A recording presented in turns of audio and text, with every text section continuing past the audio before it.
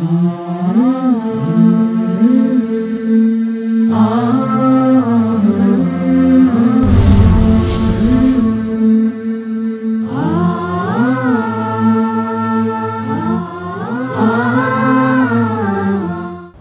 ونصلی ونسلم علی رسولہ الکریم۔ معزز سامعین، احکام و مسائل کا سلسلہ چل رہا ہے۔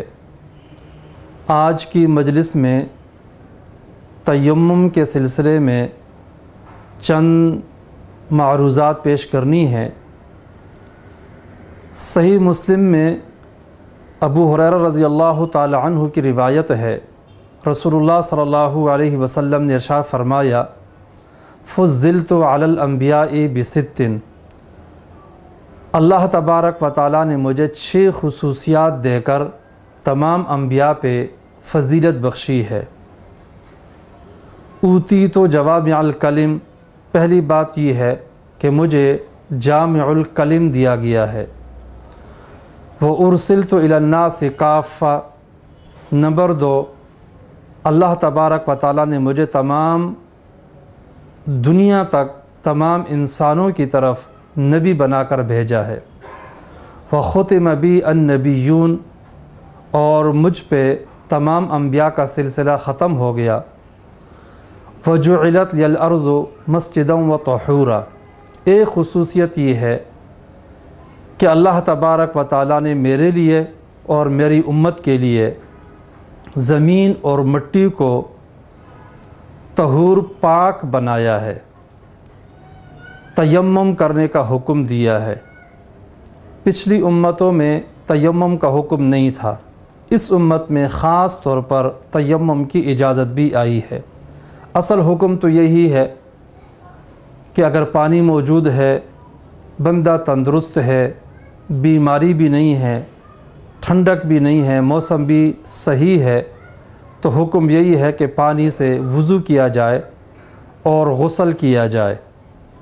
لیکن اگر کوئی بندہ معذور ہے، بیمار ہے، پانی استعمال نہیں کر سکتا، یا پانی موجود نہیں ہے، یا پانی تو موجود ہے لیکن بہت دور ہے، یا پانی قریب ہے لیکن وہاں جانا ممکن نہیں ہے، وہاں بہت بڑا اژدہا ہے، شیر ہے، کوئی درندہ ہے، وہاں جانے میں جان کو خطرہ ہے، یا پانی موجود ہے لیکن بک رہا ہے اور اس بندے کے پاس پیسے موجود نہیں ہیں، اس طرح کے کچھ اعذار ہیں۔ اگر ان میں سے کوئی ایک عذر پایا گیا تو ایسی صورت میں حکم یہ ہے کہ پانی کی بجائے تیمم کیا جائے، اور تیمم وضو کے لیے بھی کیا جا سکتا ہے اور غسل کے لیے بھی کیا جا سکتا ہے۔ چنانچہ قرآن کریم 6 پارے سورہ مائدہ آیت نمبر 6 میں اللہ تبارک و تعالیٰ نے ارشاد فرمایا، وَإِن كُنتُم مَرْضَىٰ، اگر تم بیمار ہو، او علی سفرٍ، یا مسافر ہو، او جاء احد منکم من الغائط، یا بول و براز سے فارغ ہو کر آئے ہو، او لامستم النساء، یا قربت کی وجہ سے غسل فرض ہو گیا ہے، فلم تجدوا ماء، پانی موجود نہیں ہے، فتیمموا صعیدا طیبا، پاکیزہ مٹی سے تیمم کر سکتے ہو۔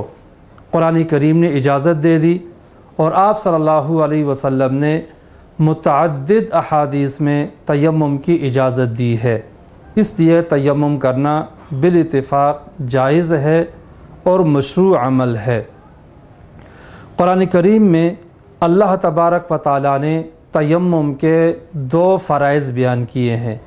نمبر 1، فَامْسَحُوا بِوُجُوهِكُمْ، اپنے چہروں کا مسح کرو۔ نمبر 2، وَأَيْدِيكُمْ مِنْهُ، اور اپنے ہاتھوں کا مسح کرو۔ تیمم میں 2 ضربیں ہوتی ہیں۔ پہلی ضرب یہ ہے کہ دونوں ہاتھ پتھر پر، مٹی پر، یا کوئی اور چیز ہے جس پہ گرد و غبار موجود ہے، دونوں ہاتھ یوں اس پہ مارے جائیں، اور مارنے کے بعد دیکھ لیا جائے اگر گرد و غبار زیادہ ہے تو اس کو جھاڑ دیا جائے، اور اگر گرد و غبار کم لگا ہے تو جھاڑنے کی ضرورت نہیں ہے۔ اس طرح ایک ضرب ہاتھ مارا جائے اور اس کے بعد اپنے پورے چہرے کا اس طرح مسح کیا جائے کہ پورے چہرے میں کوئی جگہ خالی نہ رہے۔ اس کا طریقہ یہ ہے کہ پیشانی پہ دونوں ہاتھ رکھ کر پورے چہرے پہ یوں کھینچیں نیچے تک پہنچ جائیں، پھر حتیٰ کہ دو ناک ہیں تو ان دو ناکوں کے اندر بھی یوں انگلی ڈال کر انگلیوں کو اندر کیا جائے تاکہ کوئی جگہ خشک نہ رہے۔ اس کو ایک ضربہ کہا جاتا ہے، یہ ایک ضرب ہوئی، یہ فرض ہے۔ پھر اس کے بعد دوسری ضرب ہے، اسی طرح مٹی پہ پتھر پہ دونوں ہاتھ یوں مارے جائیں، اگر گرد و غبار زیادہ ہے تو اس کو جھاڑ لیا جائے۔ پھر اس کے بعد دونوں ہاتھوں سے اب ہاتھوں کا ہی مسح کرنا ہے، اور اس کا طریقہ یہ ہے کہ دائیں ہاتھ سے پہلے بائیں کا مسح کیا جائے، یوں شروع کیا جائے اور یوں مسح کرتے کرتے ہاتھ کو کھینچتے ہوئے پیچھے لے جائیں، اور پھر اسی ہاتھ کو آگے کی طرف یوں لے آئیں۔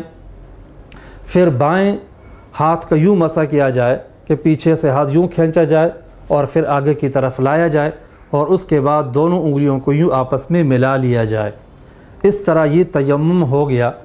حکم یہی ہے کہ تیمم کرنا جائز ہے، اور وضو کے لیے بھی تیمم جائز ہے اور غسل کے لیے بھی جائز ہے، اور دونوں کا طریقہ ایک ہے، کوئی فرق نہیں ہے۔